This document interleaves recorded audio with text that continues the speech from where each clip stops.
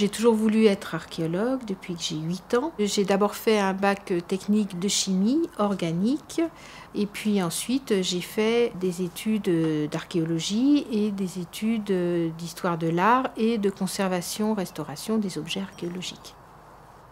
Quand je me suis lancée dans l'étude des bois, ça n'existait pas. Alors, il a vraiment fallu que je fasse preuve, pas seulement de compétences, mais de montrer que la forêt et le bois, on pouvait tout à fait l'étudier, qu'il y avait énormément de choses à dire et qu'on ne savait pas grand-chose.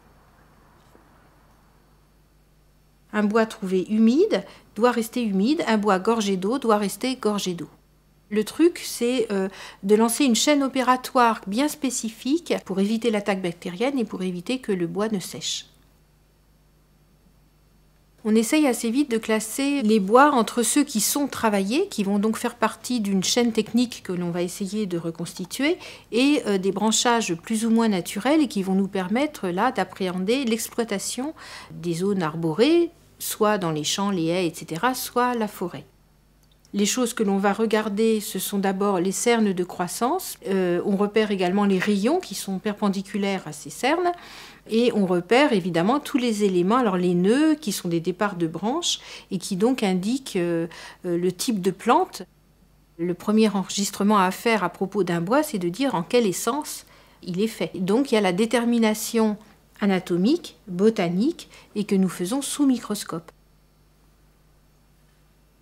On peut deviner un certain nombre de choses à l'œil nu, mais nous, dans nos bois archéologiques, on n'a plus la couleur, on n'a plus l'odeur, et le toucher n'est pas fiable.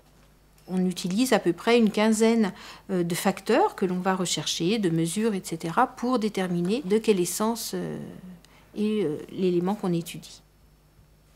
En fait, il y a à peu près 400 arbres et arbustes en Europe sur lesquels on peut travailler. On a besoin de référentiels pour affirmer, être sûr. Donc on a des atlas de photographies faites sous microscope que nous utilisons comme référence. Après avoir acquis un ensemble d'informations et de les avoir enregistrées correctement dans des fichiers, donc on les regroupe, on en fait des graphes, on essaye aussi de savoir quel était le type de paysage pratiqué par les hommes et les femmes. On est dans l'histoire de l'exploitation rurale des zones avec des arbres et des arbustes. En ce qui concerne les objets, le travail est vraiment différent. Donc il faut d'abord que je l'observe et que j'essaye de tout voir. Sa forme, ses dimensions, son état de surface, les traces de fabrication, les traces d'usure. Et donc ça permet d'avoir les premières étapes de travail du bois et de reconstituer la chaîne opératoire artisanale ou industrielle, d'ailleurs, quelquefois, et de reconstituer les gestes qui ont été faits. On voit bien l'épaisseur de l'écuelle. Et là, sur le fond, on voit très bien toutes les traces du tour, donc les traces d'outils qui ont servi à faire le fond.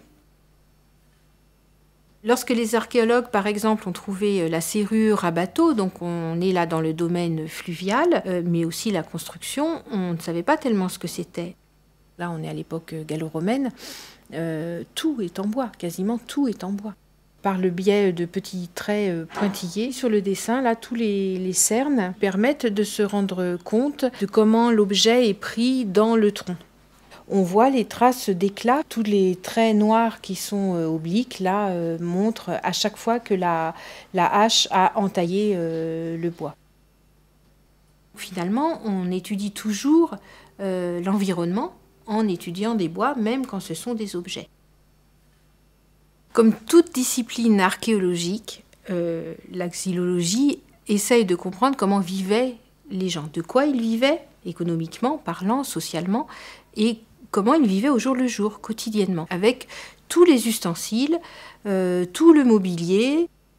Le champ des domaines d'études est immense. Il va de choses donc très naturelles à des choses extrêmement complexes et qui mettent finalement en branle un ensemble de choses, y compris du symbolisme, puisqu'on n'utilise pas forcément une essence uniquement pour un côté pratique. Il y a tellement de bois dans l'univers des sociétés passées qu'il faut en effet connaître le monde rural, le monde artisanal, le monde domestique, de la cuisine, de la toilette, le monde funéraire, la grande construction, etc.